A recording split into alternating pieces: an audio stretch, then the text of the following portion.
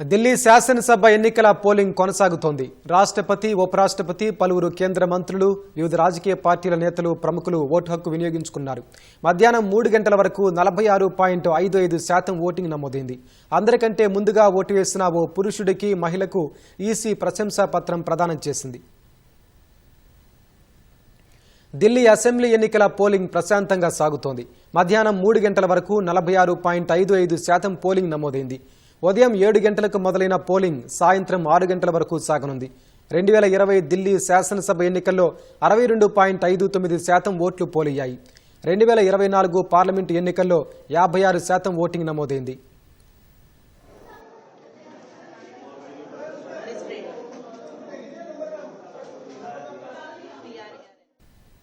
రాష్ట్రపతి సహా వివిధ రాజకీయ పార్టీల నేతలు, వివిధ రంగాల ప్రముఖులు ఉదయమే పోలింగ్ కేంద్రాలకు వెళ్లి ఓటు హక్కు వినియోగించుకున్నారు.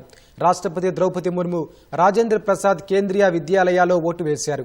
ఉపరాష్ట్రపతి జగదీప్ ధన్కడ్, సుప్రీంకోర్టు ప్రధాన న్యాయమూర్తి సంజీవ్ ఖన్నా, విశ్రాంత సీజేఐ డివై చంద్రచూడ్, ప్రతిపక్ష నేత రాహుల్ గాంధీ, కేంద్ర మంత్రులు Jaishankar, Hardeep Singh Puri, Delhi lieutenant governor V K Saxena, Sonia Gandhi, Priyanka Gandhi, తన భర్త రాబర్ట్ వాద్రా కుమారుడితో కలిసి వెళ్లి ఓటు వేశారు. మాజీ సీఎం కేజ్రీవాల్, ఢిల్లీ సీఎం అతిశి, ఆప్ ఎంపీ సంజయ్ సింగ్, మాజీ మంత్రి సత్యేంద్ర జైన్ తన సతీమణితో కలిసి వెళ్లి ఓటు హక్కు వినియోగించుకున్నారు. మయూర్ విహార్లో బీజేపీ ఢిల్లీ అధ్యక్షుడు వీరేంద్ర సచ్దేవా తన సతీమణితో కలిసి ఓటు వేశారు. సిపిఎం మాజీ ప్రధాన కార్యదర్శి ప్రకాష్ కారాట్ తన సతీమణి బృందా కారాట్తో కలిసి వెళ్లి ఓటు హక్కు వినియోగించుకున్నారు. నౌకాదళాధిపతి అడ్మిరల్ దినేష్ కే త్రిపాఠి ఓటు వేసిన తర్వాత పోలింగ్ బూత్లో సెల్ఫీ తీసుకున్నారు.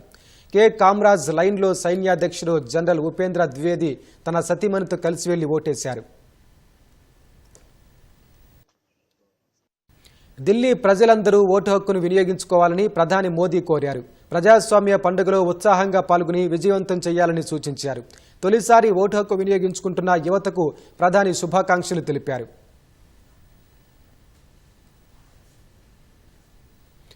ఢిల్లీలో పురుషుల్లో ఉమేష్ గుప్తా, మహిళల్లో ప్రేరణ తొలుత ఓటు హక్కు వినియోగించుకున్నారు.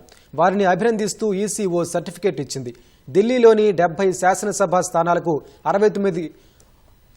698 మంది పోటీలో ఉన్నారు. 1,56,00,000 మంది ఓటర్లు ఉండగా వారి కోసం ఈసీ 13,766 పోలింగ్ కేంద్రాలను ఏర్పాటు చేసింది. భద్రతా చర్యల్లో భాగంగా 220 కంపెనీల పారామిలిటరీ బలగాలతో పాటు 19,000 మంది గార్డులు, 35,626 మంది పోలీసులను మోహరించారు.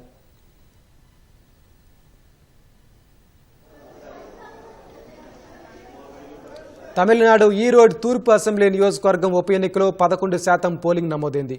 ఉత్తరప్రదేశ్లోని మిల్కీపూర్ శాసనసభ నియోజకవర్గానికి ఉప ఎన్నికలో 13% ఓటింగ్ నమోదైంది.